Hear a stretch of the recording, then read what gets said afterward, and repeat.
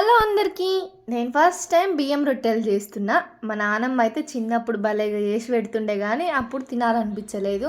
ఇప్పుడేమో తినాలనిపించి నేనే చేసుకుంటున్నా. అయినా ఈ రోజులు ఎవరు చేసుకుంటున్నారండి బియ్యం రొట్టెలు? అప్పుడంటే చేసుకునే వాళ్ళు. మా సైడ్ అయితే ఇంకా చేసుకుంటారు ఇప్పుడు కూడా. వర్షాకాలం వచ్చిందంటే మంచిగా వేడి వేడి రొట్టె చేసుకొని వేడి వేడి చికెన్ కూర పెట్టుకొని తింటే భలేగా ఉంటుంది దెబ్బ. మీ నాన్నమ్మ ముచ్చట మాకెందుకు కానీ ప్రాసెస్ చెప్పంటారా?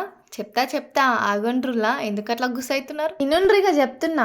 స్టవ్ పైన ఒక గిన్నె పెట్టుకొని 3 కప్పుల నీళ్ళు పోసుకొని దాంట్లో టేస్ట్కి సరిపడా ఉప్పు వేసుకుండ్రి.